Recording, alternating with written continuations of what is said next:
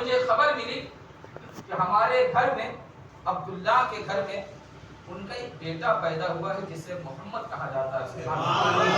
عبد المطلب فرماتے کہ میں خانہ کعبہ کا طواف کر رہا تھا مگر میں کیا دیکھتا ہوں کہ کعبہ محمد رسول اللہ کی طرف جھکتا ہے. سبحان اللہ. کعبہ ادھر جھکا ہوا ہے جدھر آمنہ کا لال جلوہ گر ہوا ہے. لوگ کعبے کے پیچھے جا رہے ہیں, لوگ کعبے پہ مر رہے ہیں, کعبہ خود محمد رسول اللہ پہ قربان. سبحان اللہ. سبحان اللہ. امام نے کہا تھا نا حاجیوں آؤ شہنشاہ کا روضہ دیکھو. آج کچھ ایسے حاجی صاحب جاتے ہیں حج کرنے کے لیے, عمرہ کرنے کے لیے جاتے ہیں تو کچھ لوگ کہتے ہیں مدینہ جانے کی ضرورت نہیں ہے. کیوں؟ مکہ جاؤ, اللہ کا گھر ہے, آب زمزم ہے, صفا ہے, مروہ ہے, سب کچھ مکے میں ہے, مدینے میں کیا رکھا. مگر امام نے میرا نظریہ پیش کیا, حاجیوں آؤ شہنشاہ کا روضہ دیکھو. کعبہ تو دیکھ چکے, کعبے کا کعبہ دیکھو. یعنی کعبہ تو دیکھ چکے, جو کچھ دیکھنا تھا مکے میں دیکھ چکے, مگر جو کعبے کا بھی کعبہ ہے وہ مدینے میں موجود ہے. آمنہ کا لال جلوہ گر ہوتا ہے, کتنا خوبصورت میرے نبی کا چہرہ, کتنا خوبصورت چہرہ ہے.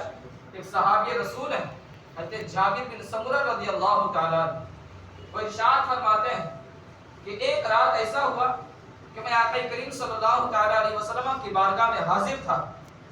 14ویں کی رات تھی, یعنی 14ویں کی رات, چاندنی رات ہے, پورے رات میں اجالا ہے. اللہ کے نبی صلی اللہ تعالیٰ علیہ وسلم سرخ رنگ کی چادر اوڑھے ہوئے باہر تشریف فرما. صحابہ کی جماعت موجود ہے.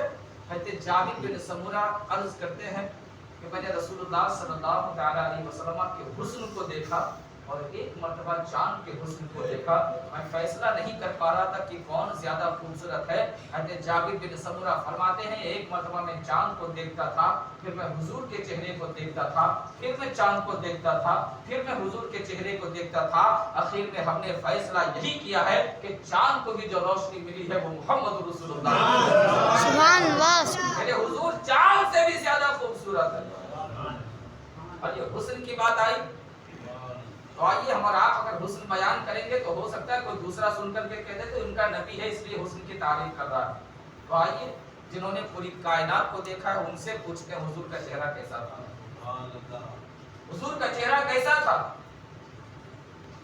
آقا کریم صلی اللہ تعالیٰ علیہ وسلم کا حسن کیسا تھا. پوری دنیا سے آپ پوچھیں کہ حضور کا حسن کیسا ہے, پتہ نہیں پوری دنیا جواب دے جانا پائے, مگر جنہوں نے حضور کو دیکھا ہے وہ ضرور جواب دیں گے. ان کے ایک صحابی رسول حضرت حسان ابن ثابت رضی اللہ تعالیٰ, وہ ارشاد فرماتے ہیں وَأَحْسَنُ مِنْكَ لَمْ تَرْقَتْ عَيْنٍ وَأَجْمَلُ مِنْكَ لَمْ تَلِدِ النِّسَاءُ خُلِقْتَ مُبَرَّأً مِنْ كُلِّ عَيْبٍ كَأَنَّكَ قَدْ خُلِقْتَ كَمَا تَشَاءُ. حضرت حسان ابن ثابت بیان فرماتے ہیں کہ یا رسول اللہ, آپ سے زیادہ حسین میری آنکھ نے کسی کو نہیں دیکھا. کون فرما رہے؟ جنہوں نے حضور کو دیکھا وہ فرما رہے وَأَحْسَنُ مِنْكَ لَمْ تَرَقَتْ عَيْنِي. یا رسول اللہ, آپ سے زیادہ حسین میری آنکھ نے کسی کو نہیں دیکھا. وَأَجْمَلُ مِنْكَ لَمْ تَلِدِ النِّسَاءُ. یا رسول اللہ, آپ سے زیادہ خوبصورت بچہ تو کسی ماں نے جنا ہی نہیں. خُلِقْتَ مُبَرَّأً مِنْ كُلِّ عَيْبٍ كَأَنَّكَ قَدْ خُلِقْتَ كَمَا تَشَاءُ. یا رسول اللہ, اللہ رب العزت نے آپ کو تمام عیب سے پاک پیدا کیا گیا, گویا آپ ویسے ہی پیدا ہوئے جیسا کہ آپ چاہتے تھے. یہ حسان ابن ثابت کا اپنا جملہ ہے کہ یا رسول اللہ, آپ سے زیادہ حسین میری آنکھ نے کسی کو نہیں دیکھا. ایک کوشچن پیدا ہوتا ہے, اے حسان ابن ثابت, آپ نے پوری دنیا کو نہیں دیکھا, پھر اتنا بڑا دعویٰ کیسے؟ آپ نے پوری دنیا کو نہیں دیکھا, پھر اتنا بڑا دعویٰ کیسے کہ میری آنکھ نے کسی کو محمد سے زیادہ خوبصورت نہیں دیکھا ہے. حسان ابن ثابت, آپ نے آدم کے چہرے کو نہیں دیکھا, آپ نے یوسف کے جمال کو نہیں دیکھا, آپ نے ابراہیم کے چہرے کو نہیں دیکھا, آپ نے یونس کے چہرے کو نہیں دیکھا, آپ نے عیسیٰ کے چہرے کو نہیں دیکھا. اے حسان ابن ثابت, آپ صحابی رسول ہیں, مگر قیامت تک جتنے لوگ آئیں گے ان لوگوں کے چہروں کو بھی آپ نے نہیں دیکھا ہے.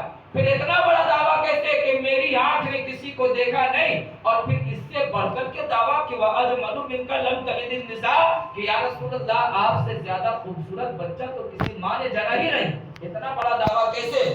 تو حسان ابن ثابت کہیں کہ وہ نادان, آؤ میری بارگاہ میں اگر سوال لے کر کے آ ہی گئے ہو تو یہ دعویٰ صرف ہمارا دعویٰ نہیں ہے، بلکہ یہ دعویٰ ان کا بھی ہے جنہوں نے کائنات کے ذرے ذرے کو دیکھا ہے، جنہوں نے کائنات کے ذرے ذرے کو دیکھا۔ اگر ہم نے آدم کو نہیں دیکھا ہے تو آؤ تمہیں ایک ایسی بارگاہ کا پتہ دیتا ہوں جنہوں نے آدم کو بھی دیکھا۔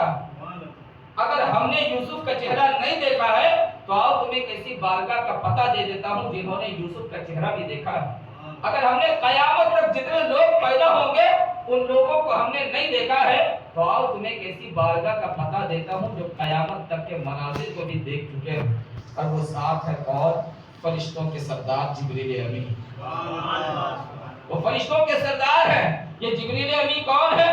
آدم کے پاس صحیفے لانے والا جبریل امین، یوسف کے چہرے کے پاس، یوسف کے وجود کے پاس آنے والے جبریل امین ہے، ابراہیم کے پاس صحیفے لانے والا جبریل امین ہے، موسیٰ کے پاس توریت لانے والا جبریل امین ہے، داؤد کے پاس زبور لانے والا جبریل امین ہے، عیسیٰ کے پاس انجیل لانے والے جبریل امین ہے۔ یہ جبریل امین وہ فرشتہ ہے جو آدم سے بھی پہلے پیدا کیے گئے ہیں، جنہوں نے آدم کو بھی دیکھا ہے، اور قیامت تک جتنے لوگ آئیں گے ان تمام لوگوں کو جبریل امین نے دیکھا ہے۔ وہ فرشتوں کے سردار ہے۔ اب جبریل امین سے پوچھتے ہیں، اے جبریل امین، کیا آپ نے میرے نبی کا چہرہ دیکھا اور دنیا کا چہرہ دیکھا؟ بتاؤ تو صحیح، سب سے زیادہ حسین والا چہرہ آپ کو کس کا نظر آیا؟ تو جبریل امین ارشاد فرماتے ہیں، قلبت الارض مشارقها ومغاربها لم اجد رجلا افضل من محمد صلی اللہ تعالی علیہ وسلم۔ حضرت جبریل امین ارشاد فرماتے ہیں کہ میں نے زمین و آسمان کو الٹ پلٹ کر کے دیکھا، اس کے مشارق کو دیکھا، اس کے مغارب کو دیکھا،